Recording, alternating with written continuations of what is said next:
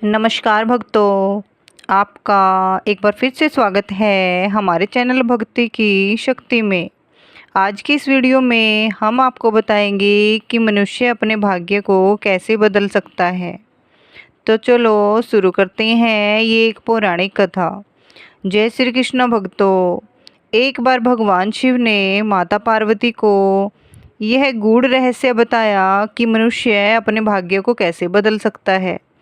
भक्तों, यदि आप लगातार मेहनत कर रहे हैं फिर भी असफलता हाथ लग रही है, आपके प्रयास व्यर्थ जा रहे हैं और आपको अपने कर्मों का उचित फल नहीं मिल पा रहा, तो ये प्रसंग विशेष रूप से आपके लिए है।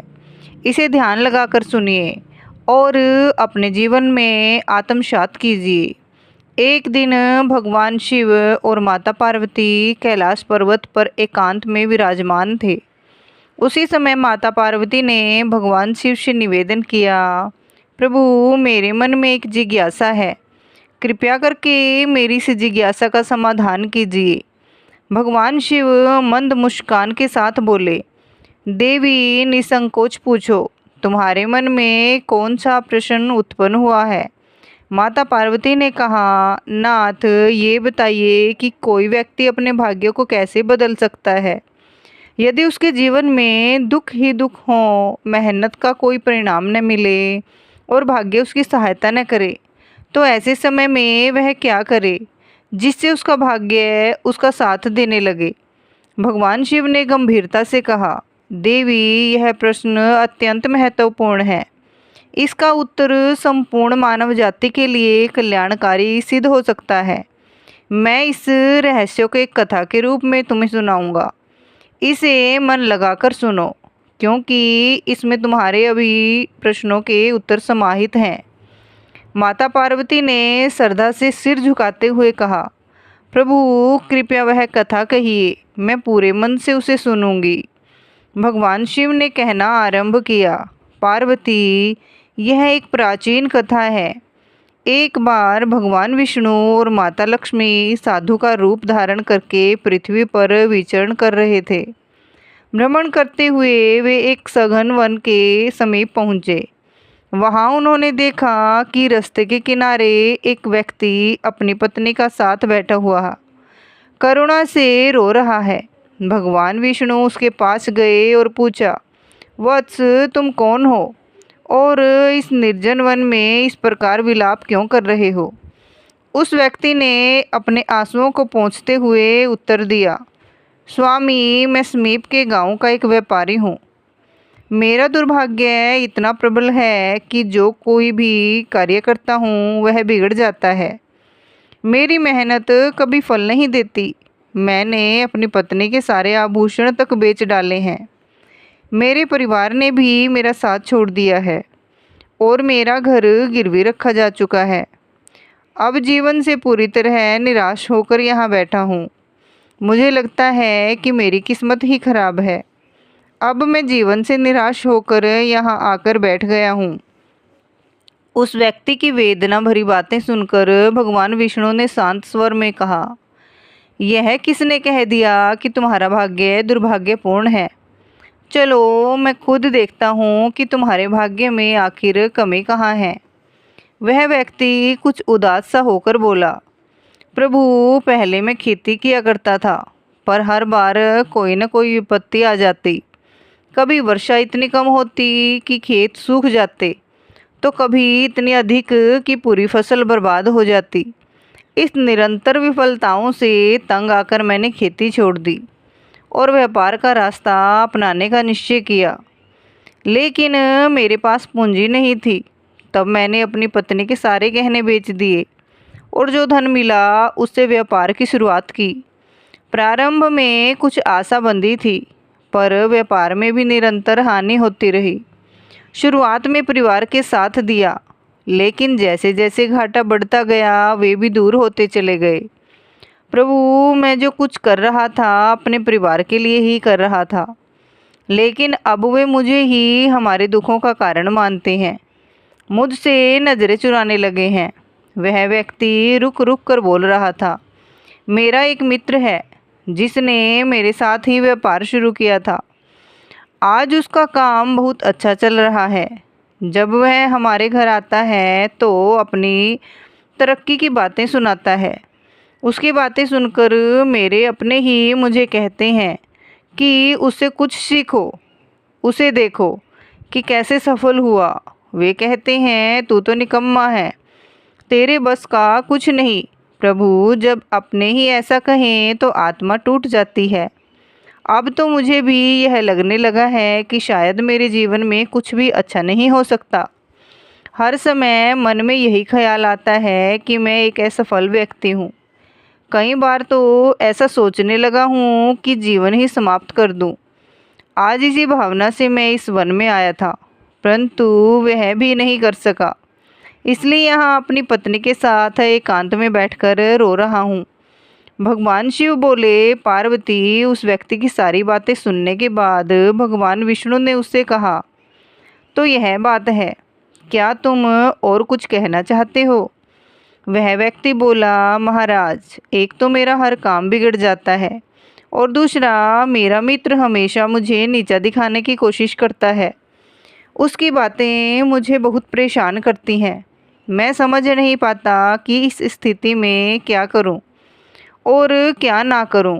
भगवान विष्णु मुस्कुराते हुए बोले, क्या तुम अपने मित्र की बातों को सुनकर वास्तव में दुखी हो जाते हो? उस व्यक्ति ने कहा, हाँ महाराज, मैं अपने मित्र की बातों को सुनकर बहुत दुखी हो जाता हूँ। तभी भगवान विष्णु बोले, तुम्हें किस बात का अधिक दुख होता है, अपने असफल होने का या फिर अपने मित्र के सफल होने का? यह सुनकर वह व्यक्ति कुछ पल के लिए चुप हो गया। फिर उसने कहा, महाराज, अगर सच कहूँ तो मुझे अपने असफल होने का उतना दुख नहीं होता जितना कि मेरे मित्र के सफल होने से होता है। भगवान विष्णु ने पूछा, अगर तुम्हारा मित्र असफल हो जाए तो क्या तुम्हें खुशी होगी? वह व्यक्ति बोला, महाराज, हाँ, मुझे खुशी होगी। भगवान विष्णु मुस्कुराए और बोले, इसका मतलब यह है कि तुम्हारी खुशी तुम्हारे मित्र पर निर्भर है। अगर वह चाहे तो तुम्हें खुश कर सकता है और यदि वह चाहे तो तुम्हें दुखी कर सकता है। तुम ना तो खुद को खुश कर सकते हो और ना ही दुखी। इसका अर्थ यह है कि तुम अपने मित्र के पूरी तरह गुलाम बन चुके हो। इसलिए मुझे लगता है कि तुम्हारा कुछ भी नहीं हो सकता। भगवान शिव बोले, पार्वती, जब भगवान विष्णु ने थोड़ा नाराज़गी भरा सबर दिखाया और वहाँ से आगे बढ़ने का प्रयास किया तो वह व्यक्ति घबरा कर उनके सामने हाथ जोड़कर खड़ा हो गया। उसने कहा, महाराज, कृपया करके मुझे छोड़कर मत जाइए। आपकी बातों को सुनकर मुझे थोड़ी आशा नज़र आ रही है। मुझे बताइए कि मैं क्या करूं? भगवान विष्णु रुके और बोले, यदि तुम मेरी बात मानने को तैयार हो तो मैं तुम्हें मार्ग दिखाऊंगा। याद रखना, जब हम किसी बाहरी चीज़ या व्यक्ति से उम्मीद बांध लेते हैं तो हमारी खुशी और दुख उस पर निर्भर हो जाते हैं। ऐसे में हम खुद को कमज़ोर बना लेते हैं।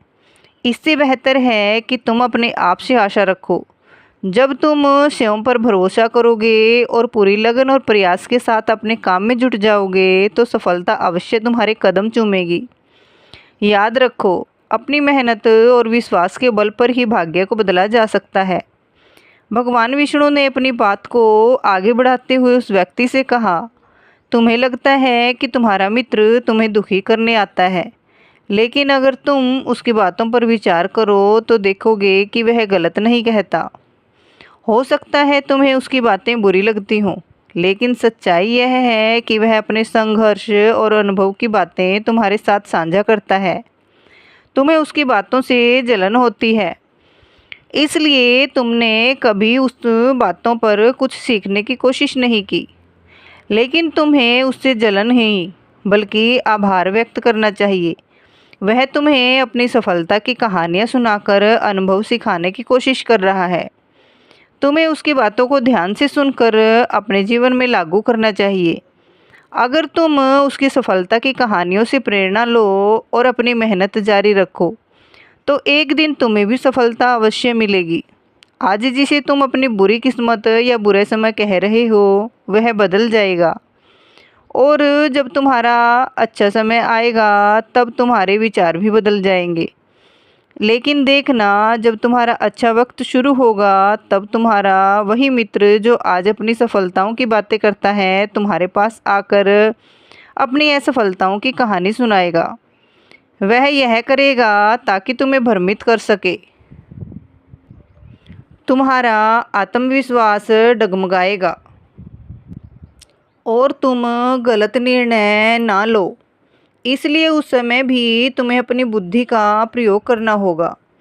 जैसे आज तुम्हें उसकी सफलता से जलन होती है, उसी तरह कल उसे तुम्हारी सफलता से जलन होगी। उसे तुम्हें दुखी देखकर उतनी ही खुशी होगी जितनी तुम्हें आज उसे दुखी देखकर होती है। इसलिए अपने विचारों को बदलो और अपनी ऊर्जा को सही दिशा में लगाओ। सफलता मेहनत और दृढ़ता से ही मिलती है। भगवान शिव ने माता पार्वती से कहा, पार्वती, भगवान विष्णु ने उस व्यक्ति को ये समझाया कि अपनी तुलना दूसरों से करना छोड़ो और अपने जीवन की दिशा को अपने प्रयासों से संवारो। यही आत्मनिर्भरता और सफलता का मार्ग है। भगवान शिव बोले, पार्वती, भगवान विष्णु की बात सुनकर वह व्यक्ति बोला, महाराज, आपने बिल्कुल सही कहा है, लेकिन मेरा सबसे बड़ा दुख ये है कि मेरे परिवार के लोग भी मेरी बातों को नहीं समझते। मैं तो अपने परिवार के लिए अच्छा करना चाहता हूँ, लेकिन वे हमेशा मुझे गलत ठहराते हैं। अब तो हालात ऐसे हो गए हैं कि उन्होंने मेरा साथ तक छोड़ दिया है। भगवान शिव ने कहा, पार्वती, इस पर भगवान विष्णु बोले, मैं तुम्हारी बात समझता हूँ, तुम्हें सांत्वना चाहिए। वास्तव में इस संसार में अधिकांश लोग यही चाहते हैं कि उन्हें सांत्वना मिले। हम चाहते हैं कि जब भी हम कुछ करें लोग हमारी तारीफ करें, लेकिन अक्सर ऐसा नहीं होता। यही कारण है कि हम दुखी हो जाते हैं। हमें लगता है कि हमारे मित्र हमारे परिवार वाले मतलबी हैं, लेकिन ज़रा सोचो, अगर तुम अपने परिवार को परिवार मानते हो और उनके लिए कुछ करना चाहते हो, तो यह क्यों महसूस होता है कि तुम दूसरों के लिए कर रहे हो? सच तो यह है कि जो कुछ भी तुम कर रहे हो वह अपनी खुशी के लिए कर रहे हो। परिवार के लिए कुछ करना वास्तव में अपने लिए करना ही होता है। अगर ऐसा करते समय तुम्हें लगता है कि तुम दूसरों के लिए कर रहे हो तो तुम हमेशा दुखी रहोगे। लेकिन यदि तुम मानोगे कि ये सब तुम अपने लिए कर रहे हो, अपने संतोष, अपनी खुशी के लिए, तो तुम्हें किसी से सांत्वना या प्रशंसा की आवश्यकता ही नहीं होगी। जब हम खुद के लिए कुछ अच्छा करते हैं या करना चाहते हैं तो दूसरों की प्रतिक्रिया हमारे आत्मविश्वास को प्रभावित नहीं कर पाती। यही आत्मनिर्भरता का मार्ग है। भगवान शिव बोले, पार्वती, विष्णु जी की ये बातें सुनकर वह व्यक्ति कुछ देर शांत रहा और सोचने लगा। विष्णु जी ने उसे आत्मनिर्भरता और आत्मविश्वास का पाठ पढ़ाया, जो हर मनुष्य के जीवन के लिए आवश्यक है। भगवान शिव कहते हैं, पार्वती, विष्णु जी की बातों को सुनकर उस व्यक्ति के चेहरे के भाव बदल गए। वह बोला, महाराज, आप बिल्कुल सही कह रहे हैं। अब मैं समझ गया हूँ कि मेरी खराब किस्मत इसलिए थी क्योंकि मैंने उसे दूसरों के हाथों में छोड़ दिया था। लेकिन अब मैं अपनी किस्मत को अपने हाथों में रखूँगा। पूरी मेहनत और लगन के साथ मैं अपने काम को फिर से शुरू करूँगा और जब तक सफलता प्राप्त नहीं कर लूँगा तब तक चैन से नहीं बैठूँगा। भगवान शिव ने कहा, पार्वती, विष्णु जी उस व्यक्ति की बात सुनकर मुस्कुराए और फिर उन्होंने अपनी झोली से एक छोटी सी डिबिया निकाली।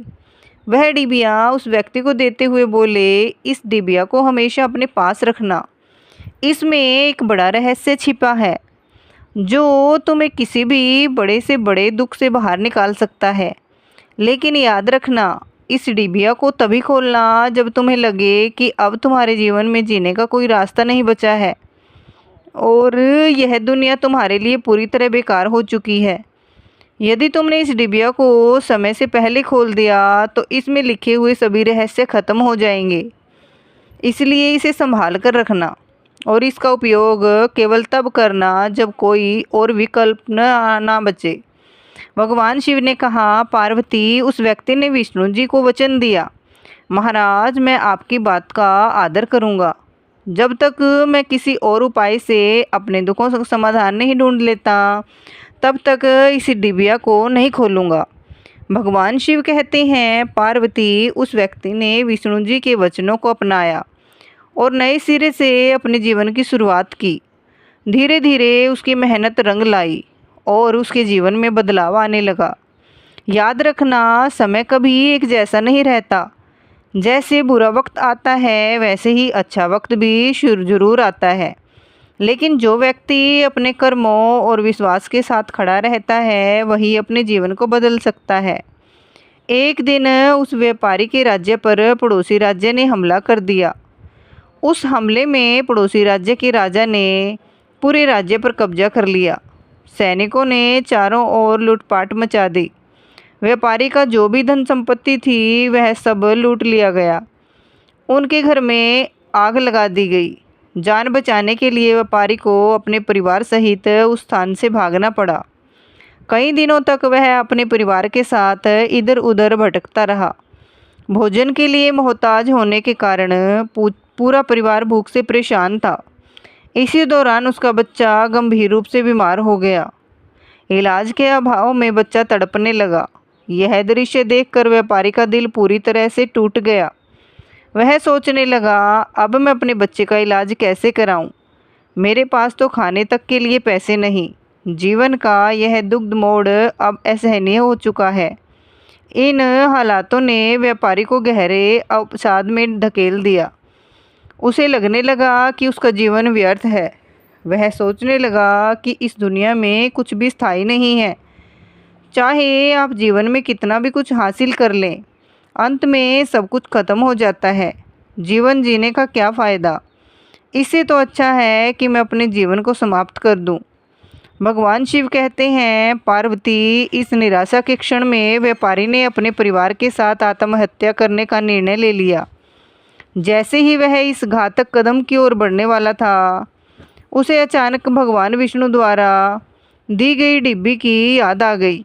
भगवान विष्णु ने उसे ये डिब्बी देते हुए कहा था, जब तुम्हें दुनिया में कोई रास्ता नज़र ना आए, जब तुम्हें लगे कि अब जीवन जीने का कोई मतलब नहीं बचा है, तभी इस डिब्बी को खोलना।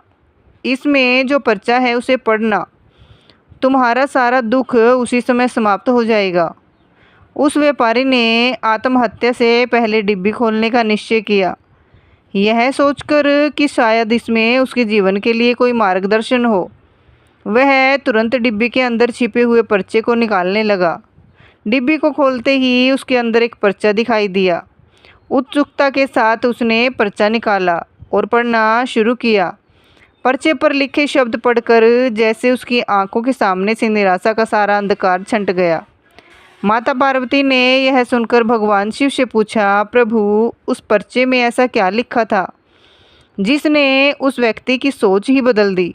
भगवान शिव मुस्कुराते हुए बोले, पार्वती, उस पर्चे पर लिखा था, यह समय भी बीत जाएगा। माता पार्वती के विषम्य से कहा, प्रभु, मैं समझी नहीं, इसका क्या अर्थ है? तब भगवान शिव ने समझाया, पार्वती, जीवन का प्रत्येक क्षण स्थिर नहीं होता। जैसे अच्छे दिन सदा नहीं रहते, वैसे ही बुरे दिन भी अनंत नहीं होते। समय सदा गतिशील है और यही इसकी सबसे बड़ी विशेषता है। इसलिए मनुष्य को कभी भी परिस्थिति में निराश नहीं होना चाहिए। उसे धैर्य बनाए रखते हुए अपने प्रयासों को जारी रखना चाहिए। सच्ची लगन और निरंतर कर्म से किया गया कोई भी कार्य निष्फल नहीं जाता। जीवन में चाहे कितनी ही कठिनाइयाँ क्यों न हो, अंत है, उनका अंत होता है। और जब व्यक्ति हार न मानते हुए आगे बढ़ता है, तो सफलता उसके द्वार खटखटाती है। जब उस व्यक्ति ने ये पर्चा पढ़ा जिस पर ये वाक्य अंकित थे, तो उसे अपनी जीवन यात्रा का गूढ़ अर्थ समझ में आया। उसे अनुभव हुआ कि जैसे पूर्व में कठिन समय बीत चुका था, वैसे ही वर्तमान की विषम स्थितियाँ भी क्षणिक हैं और शीघ्र समाप्त हो जाएंगी। इस सोच ने उसमें एक नया उत्साह भर दिया। और उसने फिर से जीवन को संवारने का निश्चय किया। उसने पूरे मन, मेहनत और ईमानदारी से अपने व्यापार को फिर से आरंभ किया।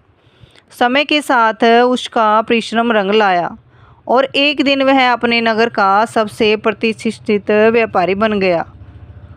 उसके जीवन में फिर से सुख, सम्मान, समृद्धि लौट आए। उसने अपने परिवार के साथ प्रेम और शांति के साथ जीवन व्यतीत किया। ये कथा हमें यह अमूल्य सीख देती है कि परिस्थितियाँ चाहे जितनी भी विषम हो, मनुष्य को अपने आत्मबल और प्रयासों पर विश्वास रखना चाहिए। समय हमेशा बदलता है और सच्ची मेहनत कभी व्यर्थ नहीं जाती। यदि आप भगवान शिव के सच्चे भक्त हैं तो कमेंट में हर हर महादेव अवश्य लिखें। इस प्रेरणादायक कथा को ज़्यादा से ज़्यादा लोगों तक पहुंचाएं ताकि औरों का जीवन भी नई दिशा पा सके। भक्तों, आपको ये वीडियो पसंद आया हो तो प्लीज़ इसको लाइक करें और चैनल को सब्सक्राइब करना न भूलें। आपका सहयोग ही हमें आगे बढ़ा सकता है। बोलिए जय श्री कृष्ण। राधे राधे। जय श्री कृष्ण।